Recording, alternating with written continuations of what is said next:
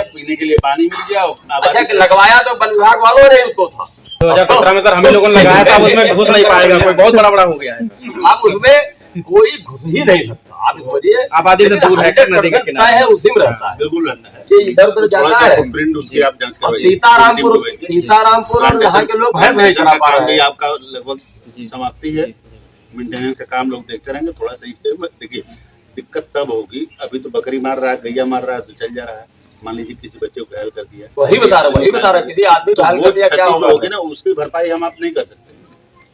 किसी को 4,000 रुपया, किसी को 40,000 रुपया मुआवजा दे करके उस चीज धंजन की भरपाई नहीं होती। पिछला वाला यहाँ पहले हो जाए, कीड़ा यहाँ लगवा करके और बाकी फुटप्रिंट का वहाँ जांच कराइए। अगर उस इलाके में है आखिरकार टूटी डीएफओ की कुंभकर्णी नींद। पिपरझला पहुंचे उप प्रभागीय वनाधिकारी ब्रजेश पांडे। भाजपा नेता मनोज मिश्रा के साथ पिपरझला गांव में ही लगाई चौपाल। सुरक्षा और खुद को सुरक्षित रखने का ग्रामीणों को पढ़ाया ककहरा। ग्रामीणों में फैली दहशत और आक्रोश को देखते हुए संभावित क्षेत्र में पिंजड़ा एवं ट्रैप कैमरा लगाने के दिए निर्देश। आपको बता दें कि मंगलवार को डीएम साहब खतरे में हैं इंसानी जिंदगियां नामक शीर्षक से खबर पब्लिश होने के बाद आखिरकार डिस्ट्रिक्ट फॉरेस्ट ऑफिसर की कुंभकर्णी नींद टूटी और उन्होंने बुधवार को उप प्रभागीय वनाधिकारी ब्रजेश पांडे को पिपरझला गांव भेजकर मौके का निरीक्षण करने और बाघ से निजात दिलाने हेतु आवश्यक कार्रवाई का निर्देश दिया है। उप प्रभागीय वनाधिकारी ब्रजेश पांडे दोपहर बाद वन क्षेत्राधिकारी मोहली क्वार्टरगंज कल्पेश्वर नाथ भार्गव, डिप्टी रेंजर राहुल यादव, वन दरोगा संतराम, वन दरोगा नंदलाल सहित वन विभाग के विभिन्न कर्मचारियों को लेकर पिपरझला गांव पहुंचे, जहां पर उन्होंने ग्रामीणों के मध्य चौपाल लगाकर ग्रामीणों को सुरक्षा के मानकों को अपनाने का ककहरा पढ़ाया।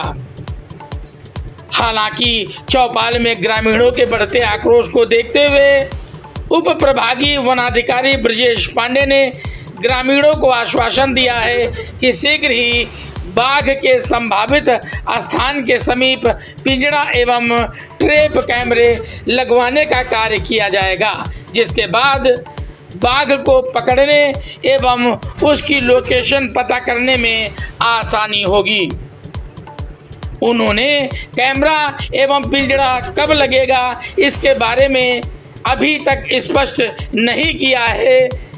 बताया जाता है कि विभागीय अधिकारियों से पत्राचार करने के बाद यहां पर पिंजड़ा लगा दिया जाएगा।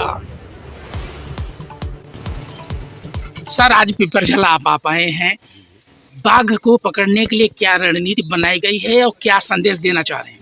नहीं, कल कुछ राजनीतिक हमारे सहयोगी रहे हैं और मीडिया के द्वारा ये जानकारी मिली कि पिपरझला ग्राम के आसपास टाइगर के फुटप्रिंट पाए गए।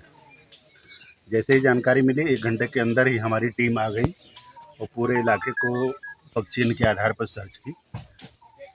पगचिन्ह चूँकि बारिश का मौसम है, अभी पगचिन्ह ताज़े भी होंगे, अगर बारिश की बूंदें पड़ जाती हैं तो हमको समझ में आता है कि ये पुराने हैं। हमारी टीम आई हुई है, निरंतर इस क्षेत्र में गश्त करती रहेगी। कुछ संभावित क्षेत्र ऐसे हैं जहां पुरानी जंगल झाड़ी और बाग के तरह का प्राकृतिक वासस्थल का स्वरूप है। वहां प्रयास हमारा ये रहेगा कि वहां हम पिंजड़ा और टैपी कैमरा लगाएं। गांव वालों से बैठक करके हमने उनसे ये अनुरोध किया है कि भाई हम दोनों को एक साथ रहना है, न हम गांव छोड़ के जा सकते न उनको जंगल से बाहर निकाला जा सकता। वो हैं इस इलाके में, तो हमको अपने व्यवहार में थोड़ा सा परिवर्तन ले आना पड़ेगा। हमको खेतों में जो हम देर तक काम करते थे उसकी टाइमिंग को थोड़ा सा कम करके सूर्यास्त होने के पहले तक करना होगा। हम जब भी खेतों में जाएं तो समूह के रूप में जाएं काम करने के लिए।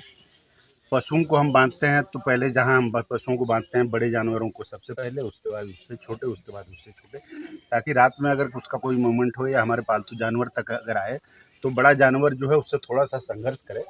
उसके संघर्ष करने की वजह से हमको जानकारी हो जाए तो हम शोर मचा के और बाकी चीज़ों को करके हम उनसे प्रयास करें। हमारा प्रयास ये है कि निरंतर, चूँकि ये कटनी नदी के किनारे का जो क्षेत्र है, वहाँ कई वर्षों से टाइगर के मूवमेंट और टाइगर के प्राकृतिक वास स्थल के रूप में वो चिन्हित हो चुका है। हमारा प्रयास है कि आमजन में विश्वास की बहाली हो और उनके साथ निरंतर बैठक करके हमारा प्रयास रहेगा कि वो चीज़ें, उनकी जो डर का और भय का वातावरण बना है वो ख़त्म हो। और लगातार हमारी टीम यहाँ, बाकी कोल्होरा जंगल है, कटनी नदी के किनारे के आसपास के जो गांव हैं, नियमित हम संपर्क में हैं। लोगों को डरने की ज़रूरत नहीं है, थोड़े से अपने बिहेवियर में बदलाव की ज़रूरत है। बाकी जो आवश्यक होगा तो हम पिंजरा भी लगाएंगे। अगर वो हमको एक निश्चित इलाके में हमने ट्रेस कर लिया तो उसको ट्रैंकुलाइज करने का भी प्रयास किया जाएगा। ये हमारा प्रयास है और निश्चित रूप से हम कामयाब होंगे। सर, लोग इतने भयभीत हैं, उन लोगों का कहना है कि आखिर पिंजरा कब लगाया जाएगा? देखिए, चूँकि एनटीसीए की गाइडलाइंस है, ऐसा नहीं है कि हम पिंजरा लेके घूम रहे हैं, जहाँ ज़रूरत पड़ी किसी ने कह दिया हमने पिंजरा वहाँ लगा दिया। वो हमारी शेड्यूल 1 का जानवर है। हमको भारत सरकार की तरफ से कुछ नियम कानून बने हुए हैं, हमको उनका पालन करते हुए ही उसको लगाना है। उसको हमको सक्षम स्तर से अनुमति लेनी पड़ती है।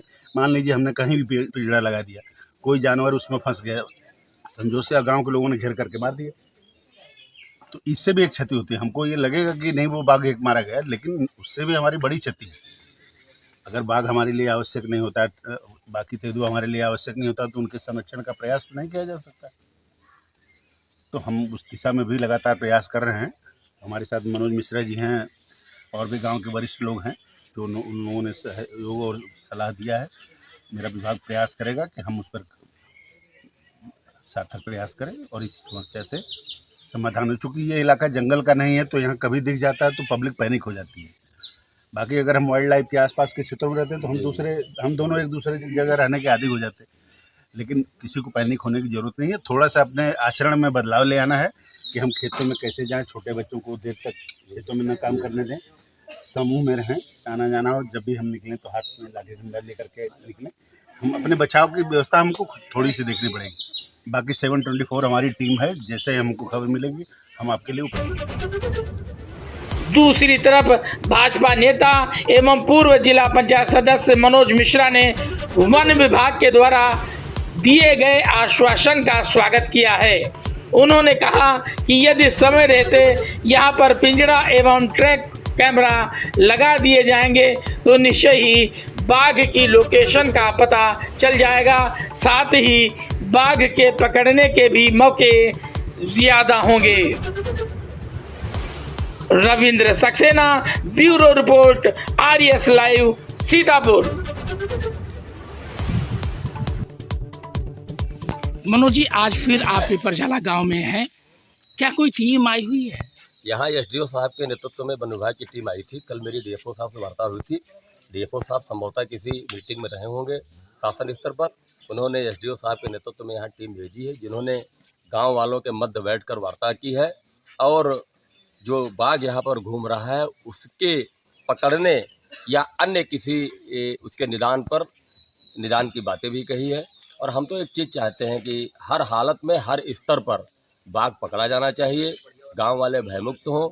यहाँ के जो लोग अपने खेतों में काम करते थे उनको अपना निर्भय होकर काम करें, क्योंकि यहाँ के लोग कोई दुधवा नेशनल पार्क या करतनिया घाट के बगल में रहने वाले हैं नहीं कि वो बाघ के आदी हो गए, बाघ अपना काम करे। यहाँ के लोग अगर बाघ को देख भी लेते हैं तो उनको हार्ट अटैक जैसी स्थिति आती है। मैं चाहता हूँ गांव के लोग भयमुक्त हों और इसके लिए मुझे जो कुछ भी करना पड़ेगा, मैं निरंतर संघर्षरत हूँ और संघर्ष करता रहूँगा। क्योंकि ये जो क्षेत्र है ये ऐसा क्षेत्र था जहाँ किसान रात को भी अपने खेत में पानी लगाता था, रात को भी खेत के बगल में सो जाता था, गन्ने के खेत में खाद डालता था। गन्ना का वैसा भी इलाका बिल्कुल यानी इलाका वन जैसा होता है। तो मैं फिर उसी तरीके का क्षेत्र बने इस प्रयास में लगा हुआ हूँ। वन विभाग के अधिकारियों से मेरी वार्ता होती है और मैं शासन स्तर पर भी ये मांग करूँगा, जो वाइल्ड लाइफ की जो मीटिंगें होती हैं यहाँ के कुछ लोगों को वहाँ भी बुला के इनकी समस्या को सुन के, जो बाघों की संख्या बढ़ी है, सबसे बड़ी समस्या मुझे जो अब देखने में आ रही है कि जो आपके इनके रिजर्व पार्क हैं वहाँ पर बाघों की संख्या बहुत बढ़ गई है। उसके अनुसार उनको भोजन नहीं मिल पा रहा है। गवर्नमेंट उनके भोजन की वहाँ व्यवस्था कराए तो यहाँ विचरण करने नहीं आएंगे। बस यही मांग।